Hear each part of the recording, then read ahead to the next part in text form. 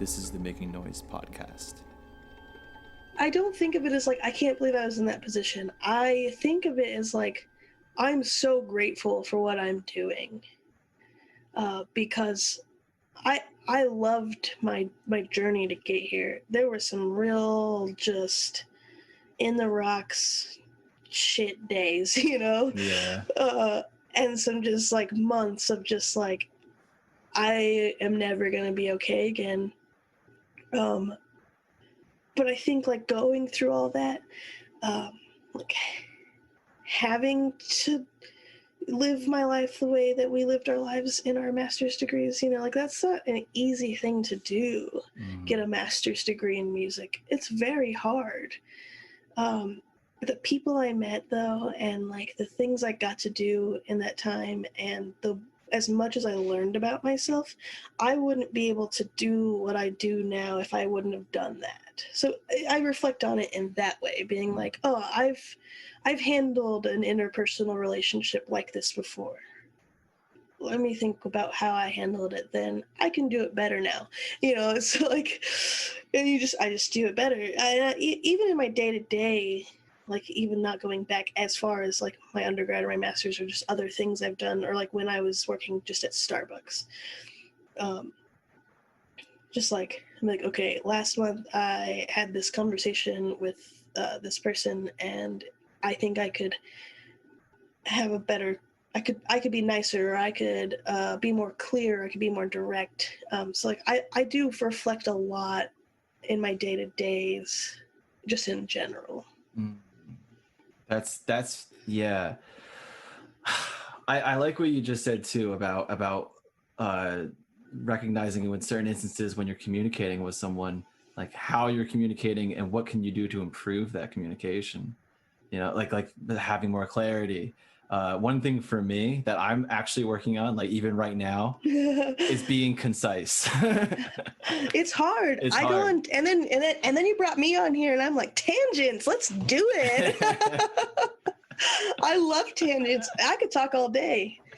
No, I love it. I mean, everything that you're saying, it's so there's so much in it that I think, like I said before, people are gonna get something out of, without a doubt.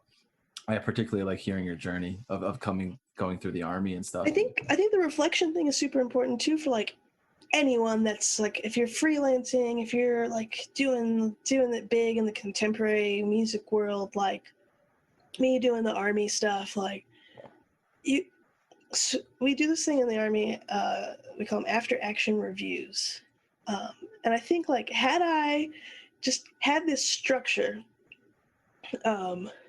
in place for anything I did in my master's, I probably would have done even better in my master's in any point or any project I did. So in an after action review, you're like, okay, what was supposed to happen? What actually happened? What are we going to keep, like sustains, and what can we do better? Just like, it's so simple. Yeah. Like that's so, the concept of that is just like, so like, why don't we do that in everything we do in our lives? Like, let's take a collaborative composer to performer situation, right? Like I think you and I kind of have this conversation anyway. I feel like you're a composer who does this anyway. You're like, yo, okay, cool. We wrote this piece. I wrote this piece. You played it. It was awesome. Like, what did you like? What do you like in the piece? You know, I feel like we have that. It's not so structured, but you and I have that conversation. But I've also worked with composers who are just like, here's your piece. Deuces. Yeah. And you're just like, what? You know, so it's just like, so like, why is it so hard? It's just, I don't know. It blows my mind that it's not something that we just think about, to like just have that super simple conversation. Like, yo, this really works really well. This didn't work so well. I'd love to work with you again. Let's focus on these things next time we work together. You know? I think that's a brilliant process to have. Like you said, with everything in our lives. And one thing that's ringing in my mind right now, and I don't know if this applies or not, but I kind of wonder if it's one of those concepts it's simple, but it's not easy, you know? Yeah, that's true. That's super true. Like, and I'm not saying that it is that, but I mean, because one thought I have is like when you go through this experience, whatever that thing is, like let's say it's, I don't know, putting a concert together, you know, it's your first time ever doing it by yourself, and like you have maybe some sort of team or something. And then by the end of it, it's like, all right, that was either awesome or like, all right, that sucked. I'm pissed off. You know? and often I think what happens is we ride that emotional wave regardless of if it's a positive or negative emotional experience. That's true. Yeah, You know? we do that as human beings, just like to our core. Yeah. Well, anyway, but we also like live in this. I think what makes it difficult to have those conversations is like we live in this society where it's like, oh, you're having an emotion. No, you can't do that. Mm. That's not right. Especially as like as males, like males have it worse than females do. And I like having those hard conversations.